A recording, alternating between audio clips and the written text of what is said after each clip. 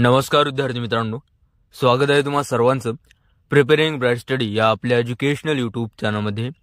मित्रांनो, जिल्हा न्यायालय भरतीची संभाव्य प्रश्नपत्रिका आपण या ठिकाणी पाहत आहोत, जे की कनिष्ठ लिपिक व हमाल या दोन्ही पदांकरता उपयुक्त ठरणार आहे। मित्रांनो, टीसीएस पॅटर्नवर आधारित अतिशय महत्त्वाचे प्रश्न आपण यामध्ये ॲड केलेले आहेत, जे की बऱ्याचदा परीक्षेमध्ये रिपीट सुद्धा झालेले आहेत। असे प्रश्न यात ॲड केलेले आहेत। मित्रांनो, परीक्षेला जाण्याअगोदर ही टेस्ट नक्की पहा। हा जो भाग आहे तो आता 14वा चालू आहे। मित्रांनो, यापूर्वी अशाच पद्धतीचे वेगवेगळे टेस्ट आपण आपल्या चॅनलवरती सोडवून घेतलेले आहेत। जर ते तुम्ही पाहिले नसतील तर चॅनलला भेट देऊन सर्व व्हिडिओज अगदी सहजरित्या पाहू शकता। परीक्षामुख माहिती आहे, त्यामुळे परीक्षेला जाण्याअगोदर सर्व व्हिडिओज एक वेळेस रिवाइज करून घ्या। मित्रांनो, आतापर्यंत आपण जे वेगवेगळे टेस्ट सोडवलेले आहेत त्यापैकी एकूण 12 टेस्ट आपण या ठिकाणी PDF सुद्धा अवेलेबल करून देत आहेत। तर या व्हिडिओच्या डिस्क्रिप्शन बॉक्समध्ये नंबर मिळून जाईल, तिथे तुम्ही अगदी सहजरित्या सर्व PDF सुद्धा आपल्या रिव्हिजनसाठी डाउनलोड करून घेऊ शकता। त्या नंबर दिलेला आहे, तिथून तुम्ही कॉन्टॅक्ट करून घ्या। तर पहा, आपल्या टेस्टचा हा पहिला प्रश्न असा आहे, नुकतेच 97वे अखिल भारतीय मराठी साहित्य संमेलन कोठे पार पडत आहे? तर पहिल्या प्रश्नाचं योग्य उत्तर आहे ऑप्शन अ, अमळनेर जिल्हा जळगाव या ठिकाणी 97वे अखिल भारतीय मराठी साहित्य संमेलन हे पार पडत आहे, ज्याचे अध्यक्ष हे रवींद्र शोभणे हे आहेत। लक्षात घ्या मित्रांनो, हा जो संमेलन आहे ते 2 ते 4 फेब्रुवारीच्या दरम्यान पार पडत आहे। 96 जर विचार केला तर लक्षात घ्या, 96वे अखिल भारतीय मराठी साहित्य संमेलन झाले होते वर्धा या ठिकाणी, 95 झाले होते उदगीर या ठिकाणी। आणि असा सुद्धा प्रश्न येतो की पहिले मराठी साहित्य संमेलन कोठे पार पडलेले होते? तर ते पुणे या ठिकाणी ते पार पडलेले होते। लक्षात असू द्या, वर्धा या ठिकाणी पार पडलेल्या साहित्य संमेलनाचे अध्यक्ष हे नरेंद्र चपळगावकर होते। तर पहिले जे पार पडलेले होते त्याचे होते न्यायमूर्ती महादेव गोविंद रानडे। लक्षात घ्या, ते पहिलं अधिवेशन पार पडलं होतं 1878ला। लक्षात घ्या, महत्त्वाची कॉन्सेप्ट आहे, परीक्षेत प्रश्न विचारला जाऊ शकते। त्यानंतर पहा, प्रश्न दुसरा असा आहे, नुकतेच कर्नाटक उच्च न्यायालयाचे मुख्य न्यायाधीश कोण झाले आहेत? तर अतिशय IMP करंटचा प्रश्न आहे, काल परवा त्यांची नियुक्ती झालेली आहे। तर कर्नाटक उच्च न्यायालयाचे मुख्य न्यायाधीश हे आता PS दिनेश कुमार हे बनलेले आहेत। मित्रांनो, यांची नियुक्ती ही 25 जानेवारी 2024 रोजी करण्यात आलेली आहे। पूर्वी कोण होते? तर पूर्वी प्रसन्ना B वार्ले हे मुख्य न्यायाधीश होते कर्नाटक उच्च न्यायालयाचे। त्यानंतर प्रश्न तिसरा असा आहे, जागतिक पाणथळ दिवस केव्हा साजरा केला जातो? तर तिसऱ्या प्रश्नाचं योग्य उत्तर आहे ऑप्शन 2 फेब्रुवारी रोजी जागतिक पाणथळ दिवस हा साजरा केला जातो। नंतर प्रश्न चौथा याच्याशी रिलेटेड असा आहे, जागतिक आंतरधर्म समरसता फेब्रुवारीच्या कोणत्या सप्ताहात दरवर्षी साजरा केला जातो? तर लक्षात घ्या, चौथ्या प्रश्नाचं योग्य उत्तर आहे ऑप्शन क, फेब्रुवारीच्या पहिल्या आठवड्यामध्ये जागतिक आंतरधर्म समरसता हा सप्ताह दरवर्षी आयोजित केला जाते। यानंतर पुढील प्रश्न आपण पाहूया। तर प्रश्न 5वा असा आहे, खालीलपैकी कोण वाकाटक राजवंशाचे संस्थापक होते? तर लक्षात घ्या, 5व्या प्रश्नाचं योग्य उत्तर आहे ऑप्शन विंध्य शक्ती हे वाकाटक राजवंशाचे संस्थापक होते। यासोबतच पहा, सातवाहन जे की महाराष्ट्रातील पहिलेच राजघराणे असं म्हटल्या जाते, तर सातवाहन घराण्याचे संस्थापक हा सिमोक होता, ज्यास सिंधुक असं सुद्धा म्हटल्या जाते। दंतेदुर्ग हा राष्ट्रकूट घराण्याचा संस्थापक होता, तर विजयालय हा चोल घराण्याचा संस्थापक होता। मित्रांनो, लक्षात असू द्या। त्यानंतर प्रश्न 6वा असा आहे, खालीलपैकी कोण वैयक्तिक सत्याग्रहाचे पहिले सत्याग्रही होते? तर 6व्या प्रश्नाचं योग्य उत्तर आहे ऑप्शन ड, आचार्य विनोबा भावे हे वैयक्तिक सत्याग्रहाचे पहिले सत्याग्रही असे म्हटल्या जाते। त्यानंतर प्रश्न 7वा असा आहे, खालीलपैकी कोणत्या व्यक्तीची जयंती पराक्रम दिन म्हणून साजरा केली जाते? तर लक्षात घ्या, जे काही चालू घडामोडी आहेत त्यांच्याशी निगडीत प्रश्न तुम्हाला विचारण्यात येतात।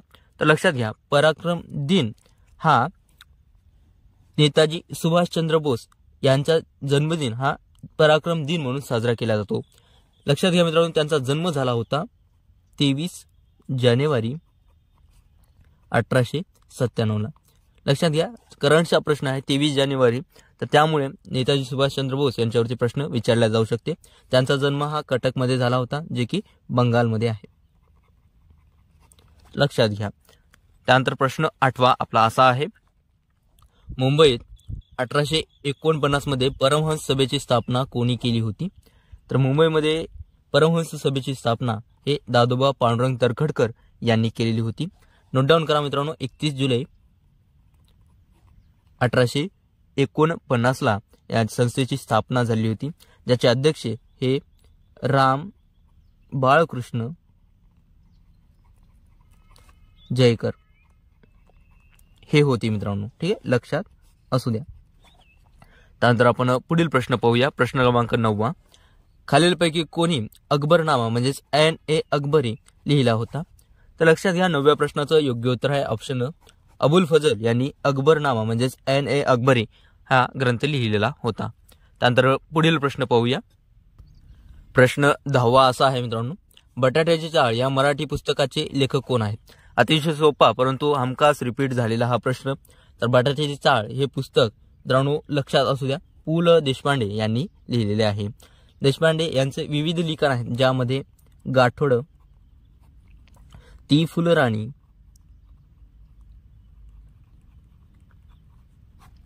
यासोबतच उरलं सुरलं,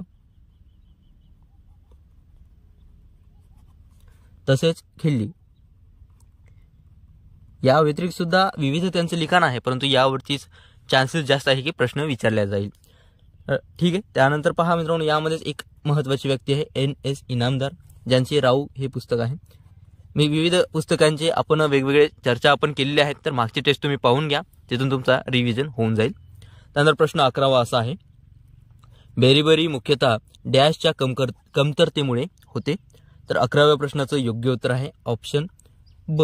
जीवनसत्व B1 यामुळे बेरीबरी हा त्वचेचा रोग होतो. प्रश्न 12वा असा आहे, हिंगोली शहर कोणत्या नदीकाठी वसलेले आहे?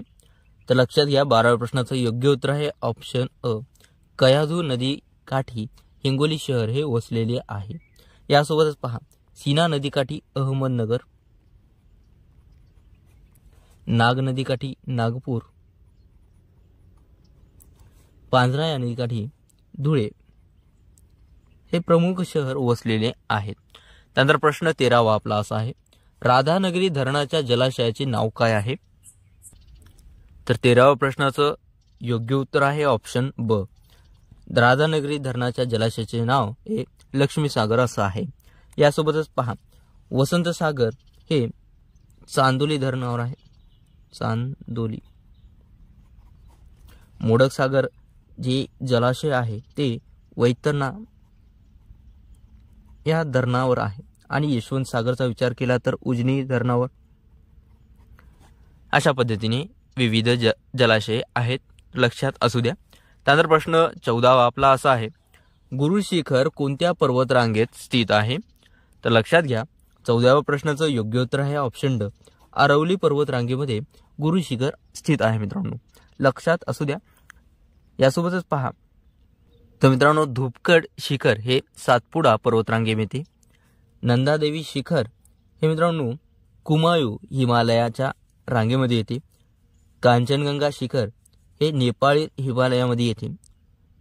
त्यानंतर प्रश्न 15वा असा आहे, दक्षिण सह्याद्रीतील सर्वोच्च शिखर कोणते आहे? तर 15व्या प्रश्नाचं योग्य उत्तर आहे मित्रांनो ऑप्शन अ. अन्नाईमुडी हे जे शिखर आहे ते दक्षिण सह्याद्रीतील सर्वोच्च उंच शिखर आहे, ज्याची उंची पाहिली तर 2695 मीटर एवढ्या प्रमाणामध्ये येते. आणि हे कोणत्या पर्वतरांगेमध्ये आहे? तर लक्षात घ्या मित्रांनो, नोट डाऊन करा, अन्नामलाई या पर्वतरांगेमध्ये अन्नाईमुडी हे शिखर सर्वात मोठे आहे. त्यानंतर प्रश्न आपला 16वा अशा प्रकारचा आहे, पहा, भारतातील सर्वात मोठे खाऱ्या पाण्याचे सरोवर कोणत्या राज्यामध्ये आहे? तर 16व्या प्रश्नाचं योग्य उत्तर आहे ऑप्शन क. ओडिसा या ठिकाणी मित्रांनो चिल्का सरोवर हे भारताचे सर्वात मोठे खाऱ्या पाण्याचे सरोवर असं म्हणल्या जाते. यासोबत पहा, महाराष्ट्राचा विचार केला तर लोणार सरोवर सर्वांना माहीत असेल, जे की बुलढाण्यामध्ये आहे. राजस्थान यामध्ये सांबर हे खाऱ्या पाण्याचे सरोवर आहे. आणि तामिळनाडूचा विचार केला तर तामिळनाडू आणि आंध्र प्रदेश या दोन राज्यांमध्ये पुलिकत हे सरोवर खाऱ्या पाण्याचे सरोवर आहे. आणि यासोबतच पहा, भारतातील सर्वात गोड्या पाण्याचे सरोवर असा जर प्रश्न आला तर लक्षात घ्या बंदीपोरा हे कुठे आहे तर जम्मू काश्मीरमध्ये आहे. जम्मू काश्मीरमध्ये बंदीपोरा हे गोड पाण्याचे सरोवर आहे. त्यानंतर प्रश्न 17वा आपला असा आहे, खालीलपैकी महाराष्ट्रातील मानवनिर्मित अभयारण्य कोणते आहे? तर हा प्रश्न रिपीट झालेला आहे मित्रांनो बऱ्याच परीक्षामध्ये. तर नोट डाऊन करा. 17 प्रश्नाचं योग्य उत्तर आहे ऑप्शन सागरेश्वर हे जे अभयारण्य आहे ती महाराष्ट्रातील मानवनिर्मित अभयारण्य आहे. यानंतर पहा जे सागरेश्वर अभयारण्य आहे ती जिल्हा सांगली येथे येते आणि विशेष बाब म्हणजे हे हरणांसाठी प्रसिद्ध आहे. यासोबत पहा कोयना हे अभयारण्य सातारा जिल्ह्यामध्ये येते, भामरागड हे अभयारण्य गडचिरोली जिल्ह्यामध्ये येते आणि नागझिरा हे गोंदिया जिल्ह्यामध्ये येते. नोट डाऊन करा. पुढील प्रश्न पाहूया. 18वा प्रश्न असा आहे, भारतातील खालीलपैकी कोणत्या राज्याची सीमा महाराष्ट्राला लागून नाही? तर सोपा प्रश्न परंतु कन्फ्युजिंग. तर पहा 18व्या प्रश्नाचं योग्य उत्तर आहे ऑप्शन ब, आंध्र प्रदेश राज्याची सीमा ही महाराष्ट्राला लागून नाहीये मित्रांनो. तर 19वा प्रश्न, रिझर्व्ह बँक ऑफ इंडियाची स्थापना केव्हा झाली? तर मित्रांनो सोपा प्रश्न आहे. 19व्या प्रश्नाचं योग्य उत्तर आहे ऑप्शन ड, 1 एप्रिल 1935 रोजी आरबीआयची स्थापना झाली होती. 1 जानेवारी 1949ला त्याचे राष्ट्रीयकरण करण्यात आलेले होते. प्रश्न 20वा असा आहे, 2011च्या जनगणनेनुसार भारताचा साक्षरता दर किती आहे? तर लक्षात घ्या 2011ची जनगणना अतिशय महत्त्वाची आहे. सर्व कॉन्सेप्ट तुम्ही पाठ केलेले असतील तर एक वेळेस रिवाइज म्हणून पहा. 2011च्या जनगणनेनुसार भारताची जी साक्षरता दर आहे ते 74.04% एवढ्या प्रमाणामध्ये होतं मित्रांनो. तर हे होते महत्त्वाचे असे टॉप 20 क्वेश्चन जे आपण या टेस्टमध्ये पाहिलेले आहेत. व्हिडिओ आवडला तर व्हिडिओला लाईक करा, मित्रांसोबत शेअर करा.